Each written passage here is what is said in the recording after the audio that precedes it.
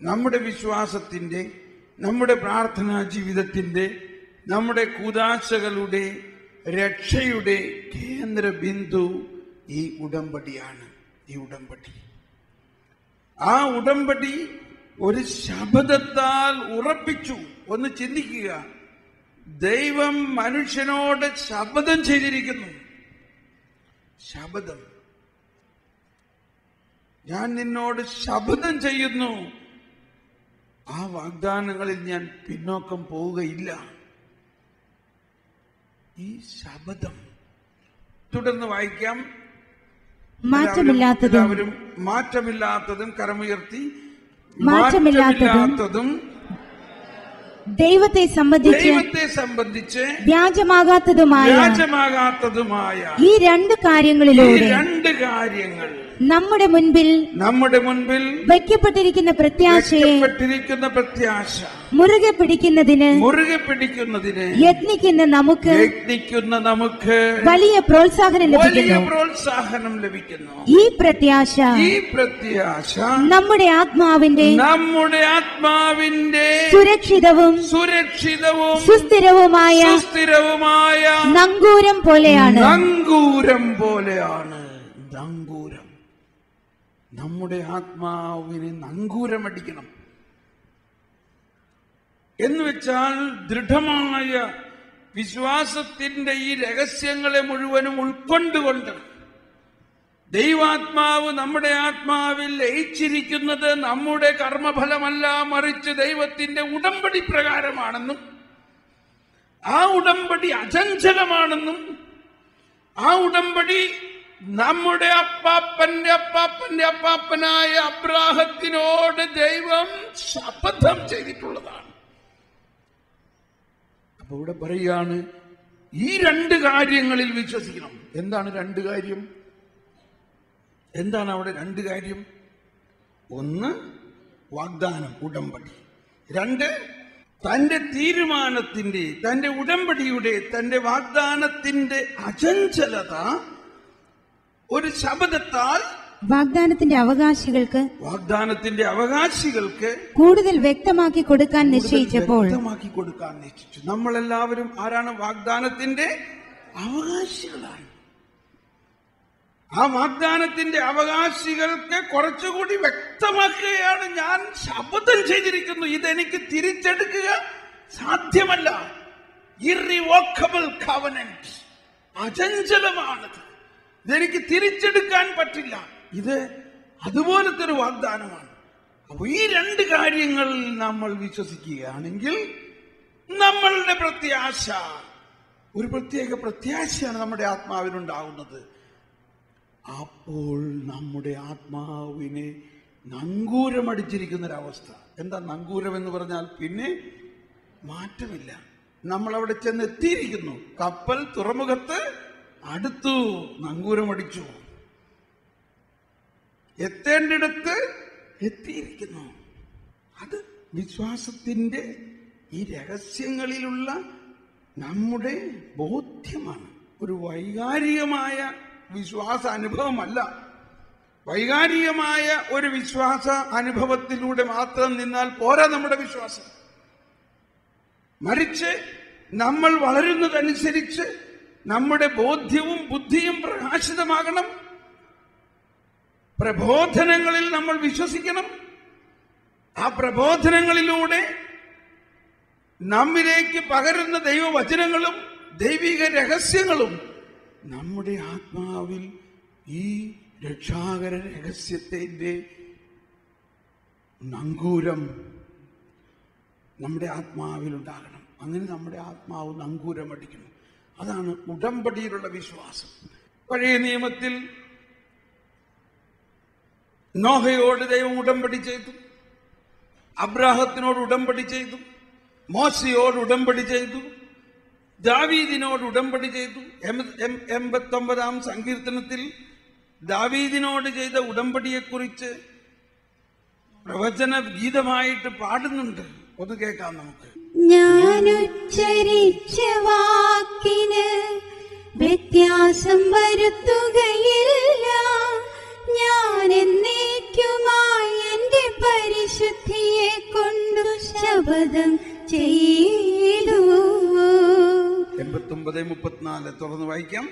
ദാവീദിനോടു ഞാൻ വ്യാജം പറയുകയില്ല, അവന്റെ വംശം ശാശ്വതമായും അവന്റെ സിംഹാസനം സൂര്യനുള്ള കാലത്തോളവും എന്റെ മുൻപിൽ നിലനിൽക്കും. അത് ചന്ദ്രനെ പോലെ എന്നേക്കും നിലനിൽക്കും. ആകാശമുള്ളിടത്തോളം കാലം അതും അചഞ്ചലമായിരിക്കും.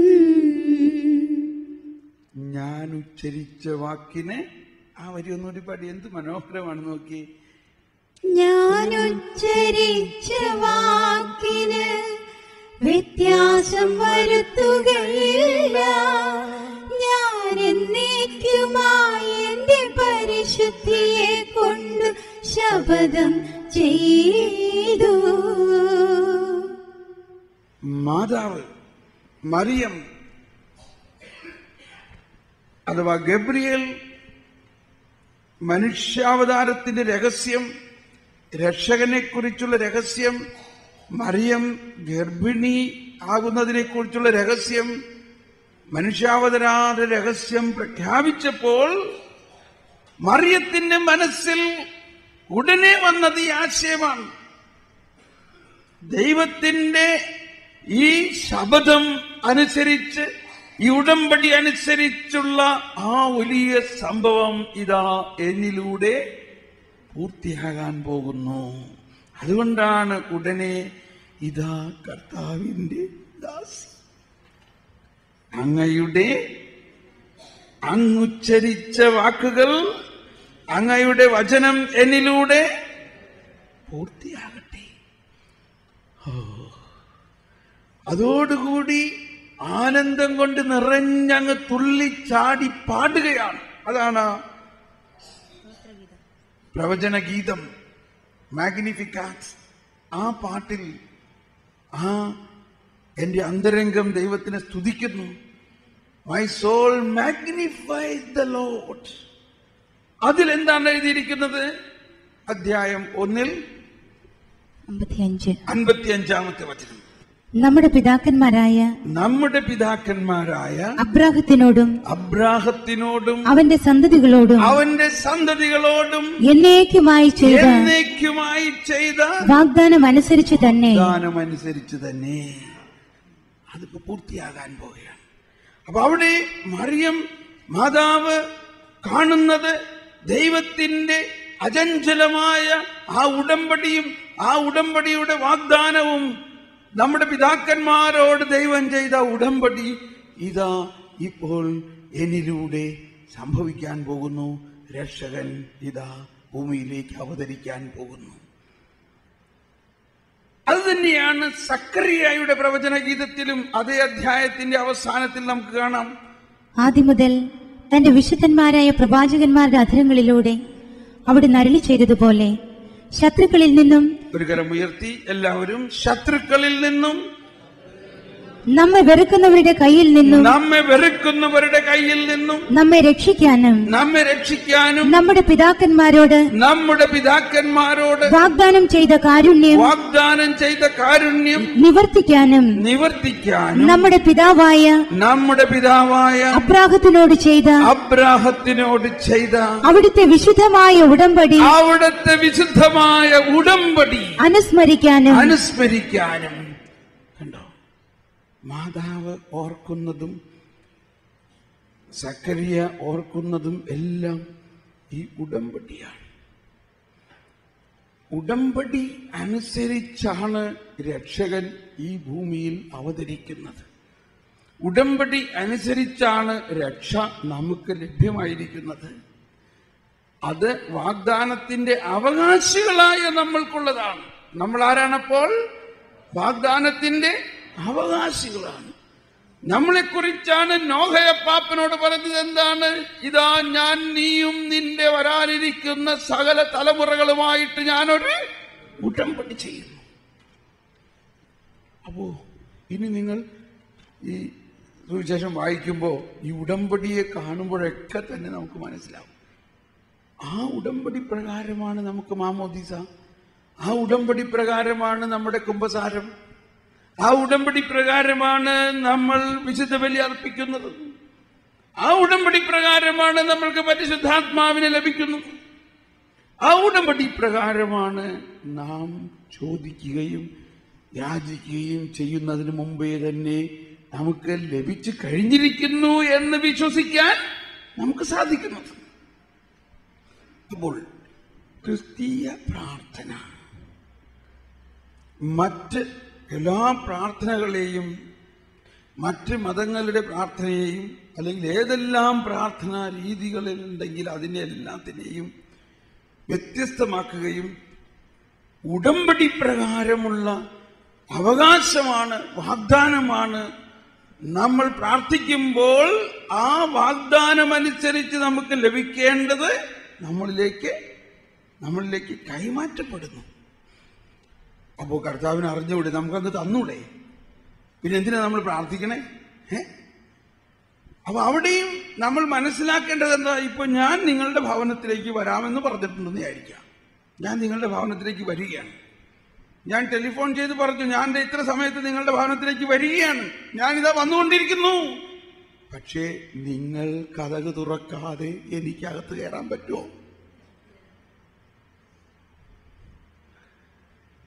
അവിടെയാണ് നമ്മുടെ പ്രാർത്ഥനയുടെ അർത്ഥം. നമ്മുടെ പ്രാർത്ഥന എന്ന് പറയുമ്പോൾ ദൈവം വാഗ്ദാനമനുസരിച്ച് നമുക്ക് നൽകാനുള്ളതെല്ലാം കൊണ്ടുവന്നിരിക്കുകയാണ്.